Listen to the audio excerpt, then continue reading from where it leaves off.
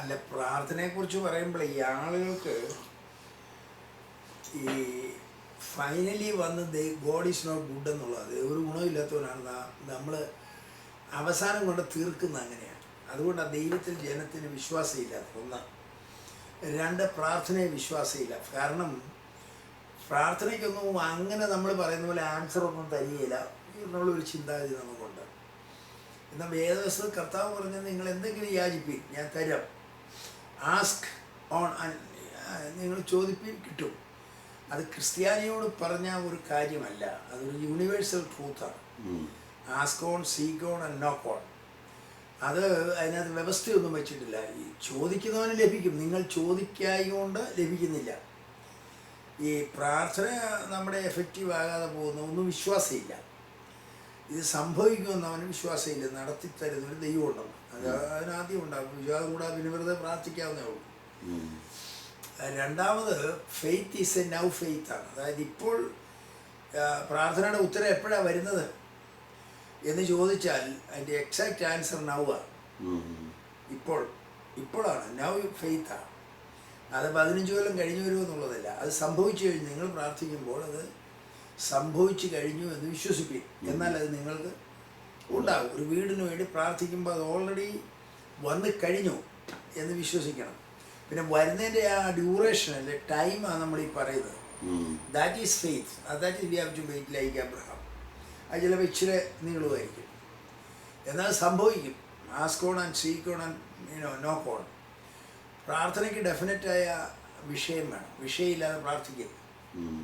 ചുമ്മാ വൈകായിട്ട് നമുക്ക് കർത്താവ് അമേരിക്കയിലുള്ളവരെല്ലാം അനുഗ്രഹിക്കണം, ഇന്ത്യയിലുള്ളവരെ മുഴുവൻ അനുഗ്രഹിക്കണം, ഞങ്ങളുടെ പെരുമ്പാവൂർ സെൻറ്ററിനെ അനുഗ്രഹിക്കണം എന്നൊക്കെ പറയുന്നത് കപടഭക്തിയാണ്. പെരുമ്പാവൂർ ആരെ അനുഗ്രഹിക്കണമെന്ന് നീ പറയും? അവിടെ സ്ട്രീറ്റില്ലേ, അവന് പേരില്ലേ, ആ രാജ്യത്തിന് പേരില്ലേ? അപ്പം അത് പ്രാർത്ഥനയുടെ നിയമം എന്നാണെന്ന് ചോദിച്ചാൽ എക്സാക്റ്റായിട്ട് ആ ലൊക്കാലിറ്റി പോലും പറഞ്ഞിരിക്കണമെന്നാണ്. ഇതാ തൊൽക്കൊല്ലായി ശിമോൻ ഇവിടെ പാർക്കുന്നു, അവൻ്റെ തെരുവ് പോലും ദൈവം പറഞ്ഞു കൊടുത്തു. അതായത് അർദ്ധരാത്രിക്ക് കടന്നു വന്ന മനുഷ്യൻ, അതിനെക്കുറിച്ച് നമ്മൾ വായിക്കുമ്പോൾ അവൻ അർദ്ധരാത്രി വന്നു. 3 സ്നേഹിതന്മാരുടെ കഥയാണ് പ്രാർത്ഥനയെ കർത്താവ് പറഞ്ഞത്. പ്രാർത്ഥന പഠിപ്പിക്കാൻ പറഞ്ഞപ്പോൾ കർത്താവ് പറഞ്ഞത് ഇങ്ങനെയാണ്: അർദ്ധരാത്രിയിൽ ഒരു മനുഷ്യൻ വന്നു. അപ്പോൾ അവൻ വിളമ്പി കൊടുക്കാൻ ഒന്നുമില്ലാത്തതുകൊണ്ട് മൂന്നാമതൊരു സ്നേഹിതൻ്റെ അരികിൽ അവിടെ പോയ കഥ 3 സ്നേഹിതന്മാരുടെ കഥയല്ലേ. അപ്പോൾ അർദ്ധരാത്രി വന്ന മനുഷ്യൻ ഈ ലോക മനുഷ്യനാണ്. വിളമ്പി കൊടുക്കുന്നത് നീയാണ്, ഒരു എവാഞ്ചലിസ്റ്റാണ്, സുവിശേഷകനാണ്. അവൻ്റെ കയ്യിലൊന്നുമില്ല. അതായത് സത്യത്തിൽ എൻ്റെ അർത്ഥം അതാണ്. അവൻ ചെന്നാൽ മൂന്നാമതൊരുത്തിനോട് പറഞ്ഞു. അവൻ പറഞ്ഞു അത് കൊച്ചുങ്ങൾ കൂടെ കിടക്കുന്നു, മറ്റേതാ മറിച്ചതാ, എൻ്റെ കയ്യിൽ മനസ്സില്ല എങ്കിലും അവൻ ലജ്ജ കൂടാതെ മുട്ടിക്കൊണ്ട് അവന് വേണ്ടുവോളം കൊടുത്തെന്നാ. 3 അപ്പം വേണമെന്നാണ് പറഞ്ഞത്. കുറച്ച് വെന്ത് വഹിച്ചതിൻ്റെ ബാക്കി തരണമെന്നല്ല. That's definite. അപ്പോൾ ഡെഫിനറ്റ്നെസ് ഓഫ് പർപ്പസിൽ അവൻ ചോദിച്ചു 3 ആൻസർ. 3 സ്നേഹിതർ, 3 അപ്പം, 3 റിജക്ഷൻ.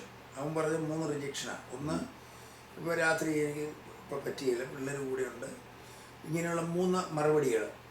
അപ്പോൾ അവസാനം അവൻ ലജ്ജ കൂടാതെ മുട്ടിച്ചുകൊണ്ട് അവന് കിട്ടിയതാണ്. അതുകൊണ്ട് നിങ്ങൾ പ്രാർത്ഥിക്കുമ്പോൾ ഇങ്ങനെ പ്രാർത്ഥിക്കണം. അങ്ങനെ അപ്പം ചോദിച്ചാൽ, മകൻ അപ്പം ചോദിച്ചാൽ കല്ല് കൊടുക്കുമോ? പാമ്പിനെ, മീനിനെ ചോദിച്ചാൽ തേളിനെ കൊടുക്കുമോ? ദോഷികളായ നിങ്ങൾ നിങ്ങളുടെ മക്കൾക്ക് നല്ല ദാനങ്ങളെ കൊടുക്കാൻ ആഗ്രഹിക്കുന്നത് സ്വർഗസ്വനായ പിതാവ് എത്ര അധികം പരിശുദ്ധാത്മാവിനെ കൊടുക്കുന്നതാണ്. അത് നമുക്ക് കുഴപ്പമുണ്ടാക്കുന്ന ഒരു ചിന്താഗതിയാണ്. ചോദിച്ചത് വണ്ടിയായിരിക്കും, പരിശുദ്ധാത്മാവിനെ കൊടുക്കുമെന്ന് പറഞ്ഞാൽ എന്തിനാന്ന് ചോദിച്ചാൽ, പരിശുദ്ധാത്മാവ് is all the resource. The resource is Holy Spirit and the whole resource is coming in you when you pray. ആ resource will do the job what you are asking. നീ ചോദിക്കുന്ന ആ റിസോഴ്സ് നിനക്ക് സാധിച്ചു തരാനാണ് പരിശുദ്ധാത്മാവിനെ അയക്കുന്നത്. പരിശുദ്ധാത്മാവിടെ സോഴ്സ് ആയിട്ടാണ് പറഞ്ഞത്. നീ ചോദിച്ച 100 കാര്യമാണ്. 100 കാര്യം സാധിപ്പിക്കാൻ പരിശുദ്ധാത്മാവിനെ എത്രയധികം കൊടുക്കും. പ്രാർത്ഥിക്കുമ്പോൾ you get an inner power and your, നമ്മുടെ ആ അന്തരാത്മാവ് നമുക്ക് വേണ്ടി പിന്നെ പ്രവർത്തിക്കാൻ തുടങ്ങും. അതതിനകത്ത് സയൻസ്, കർത്താവ് പറഞ്ഞിരിക്കുന്ന സയൻസ് അതാണ്. അപ്പം 3 സ്നേഹിതര്, 3 അപ്പം, 3 റിജക്ഷൻ, പ്രാർത്ഥനയുടെ 3 നിയമം, ആസ്കോൺ, സീക്കോൺ. അപ്പം 3ൻ്റെ പ്രസംഗം എന്നാണ് അതിൻ്റെ പറയുന്നത്. അപ്പോൾ അവിടുത്തെ പ്രധാനമായ വിഷയം, എടാ ഞാൻ അപ്പം ചോദിച്ചാൽ ഉടനെ എടാ കർത്താവിനോട് ചോദിക്കുക എനിക്കൊരു വീട് വേണം. നിനക്ക് വീടല്ല ഇപ്പോൾ വേണ്ടിയത്, നീ രോഗിയായിട്ടൊരു 16 കൊല്ലം കട്ടിലേ കിടക്കാനല്ല കർത്താവ് പറഞ്ഞത്. ചോദിച്ചതേ കൊടുക്കുള്ളതേ. അത് PG വർഗീസ് പറഞ്ഞിരിക്കുന്ന പോലെ ചോദിച്ചവനെ കൊടുക്കുള്ളൂ, ചോദിച്ചതേ കിട്ടുകയുള്ളൂ, ചോദിച്ചിടത്തോളം കിട്ടുകയുള്ളൂ. ഏതാ ചോദിക്കുന്നവനെ കിട്ടുകയുള്ളൂ. അപ്പം ചോദിക്കുന്നത് എന്തോ എനിക്കൊരു വീട് വേണം, നിനക്കത് കിട്ടും. അപ്പം വീട് വേണമെന്ന് പറയുമ്പം കർത്താവ് പറയുക അതങ്ങനെയല്ല, നിനക്കിപ്പോൾ വേണ്ടിയത് പിള്ളേരെ കെട്ടിക്കുക എന്ന് പറയുകയില്ല. നീ ഏത് നമ്പറിൽ കറക്കുന്നോ ആ നമ്പറേ കിട്ടും. പ്രാർത്ഥനയുടെ മെത്തേഡ് അത് സയൻസാണ്. റോങ് ഓർ റൈറ്റ് അതിനകത്ത് വരുന്നത്. അപ്പം പിന്നെ നമുക്ക് ദോഷികളായി നമുക്ക് ദോഷം ചെയ്യുമോ? ഇല്ല. അതുകൊണ്ട് അതിനേക്കാൾ കൂടുതൽ നിനക്ക് ചെയ്യുള്ളൂ എന്നുള്ളതാണ്. അപ്പം നമുക്ക് നമ്മുടെ പ്രസംഗങ്ങൾ ഫെയ്ത്ത് പ്രൊഡ്യൂസിങ് അല്ല. പ്രസംഗത്തിന് വേണ്ടി ഒരു പ്രസംഗം പറയുകയാണ് പാസ്റ്റർമാർ കൂടുതലും. ഇത് എവിടെ കൊണ്ട് എഫക്റ്റ് ആക്കണമെന്നും ഇതല്ലേ സഭയിലുള്ളവർക്ക് ഒരു താല്പര്യമില്ലാത്ത. അവരൊരു ആരാധനയ്ക്ക് വരുന്നു എന്ന് പറഞ്ഞാൽ അവർക്ക് ഇതിനകത്തൊന്നും പാർട്ടിസിപ്പേഷൻ ഇല്ല, അവർക്കൊന്നും ലഭിക്കാനില്ല, ചോദിച്ചാൽ കിട്ടുന്ന ഒരു ദൈവമല്ല. പിന്നെ വിശുദ്ധിയുടെ വലിയ ദൈവം ആ ഉള്ളി മോളിയിരിക്കുക നമ്മുടെ തലവടി ഇട്ടടിക്കാനായിട്ട്. അങ്ങനെ ഒരു ദൈവത്തെയാണ് ഇന്നും കാണുന്നത്, ക്രിസ്തുവിനെ അല്ല കാണുന്നത്. ക്രിസ്തുവിൻ്റെ ടീച്ചിങ് എന്ന് പറയുന്നത് വ്യത്യാസം. അത് ആർദ്രതയുടെയും കരുണയുടെയും മറുപടി കൊടുക്കുന്നതിൻ്റെയും ന്യായപ്രമാണത്തിന് വിരുദ്ധമായിട്ടുള്ളതായിരുന്നു കർത്താവ് കൂടുതലും പറഞ്ഞത്. ഇവന്മാരുടെ എല്ലാ ഉപദേശങ്ങളെയും കർത്താവ് ഉടച്ചു. അപ്പോൾ ക്രിസ്തു അതിനെല്ലാം ഉപരിയായിരുന്നു. അപ്പം അതുകൊണ്ട് പ്രാർത്ഥനയെ സംബന്ധിച്ചൊരു വലിയ കാര്യം ആഴമായി പഠിച്ചാൽ ക്രിസ്തീയ ജീവിതം ജയിച്ചു. പ്രസംഗം കേട്ടതുകൊണ്ടല്ലേ. ഇപ്പം എനിക്കൊരാവശ്യമുണ്ട്, ആ ആവശ്യം എങ്ങനെ സാധിക്കും? എനിക്കൊരാവശ്യമുണ്ട്, അതെങ്ങനെ പ്രാർത്ഥിക്കാം, നമുക്ക് പ്രാർത്ഥിക്കാം. അവൻ പ്രാർത്ഥിക്കുകയില്ല, ഇവനും പ്രാർത്ഥിക്കുകയില്ല, കാരണം വിശ്വാസമില്ല സംഭവിക്കുമെന്ന്. അപ്പം നമ്മൾ ഒരു കാര്യം എന്ന് പറഞ്ഞാൽ വിശ്വാസം എന്നത് കാണാത്ത കാര്യങ്ങളുടെ നിശ്ചയം അത് അവിടെ ഉണ്ട്. It is there but it has not revealed എന്നുള്ളതാണ്. അതവിടെയുണ്ട്. ചോദിക്കുന്ന ഒരു വിഷയം അവിടെയുണ്ട്. ഇറ്റ്സ് ഓൾറെഡി ദെയർ, ബട്ട് അതിന് ടൈം എടുക്കും എന്നുള്ളതാണ്. ഒരാൾ പറഞ്ഞിരിക്കുന്നത് prayer is an earthly licence for heavenly interference എന്നാണ്. ദൈവത്തിന് ഭൂമി പ്രവർത്തിക്കാനുള്ള ഒരു licence, it's a earthly licence for heavenly interference. അപ്പോൾ ദൈവത്തിന് അതിനെ മുകളിൽ പ്രവർത്തിക്കാൻ പറ്റുമെന്ന് വെച്ചാൽ വാഴാനുള്ള അധികാരം നിനക്ക് തന്നിരിക്കുക ഈ ഭൂമിക്ക്. നീ പറയാതെ ദൈവം ഇവിടെ ചെയ്യില്ല.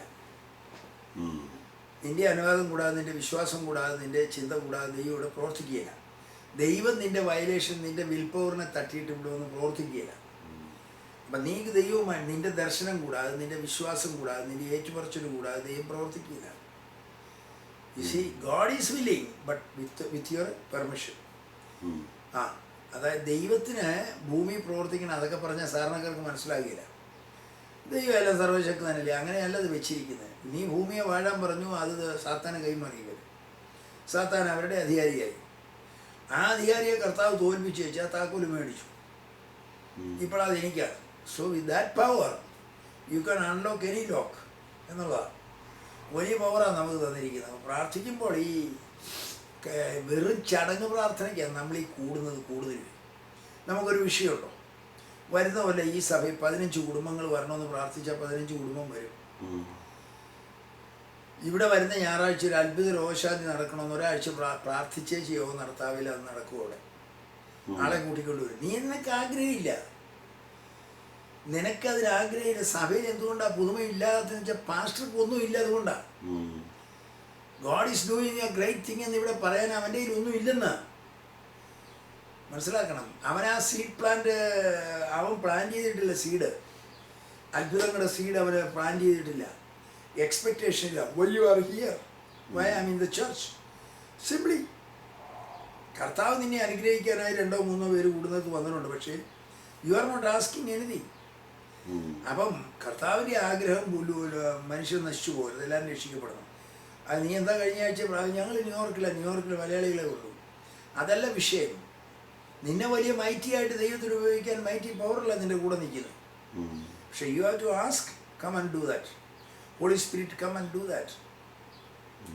ഹോളി സ്പിരിറ്റിനോട് പ്രാർത്ഥിക്കാം. അത് വേറൊരുത്തൻ്റെ ഈ ഫണ്ടമെൻ്റൽസിൻ്റെ ചോദ്യമാണ്. ഹോളി സ്പിരിറ്റിനോട് പ്രാർത്ഥിക്കാം. ഹോളി സ്പിരിറ്റിനോട് പ്രാർത്ഥിക്കാം. Holy spirit ടീച്ചറാണോ? ടീച്ചറാണെങ്കിൽ പുള്ളിയോട് ചോദിക്കാൻ മേലെ, വല്ലതും ചോദിക്കാൻ മേലെ.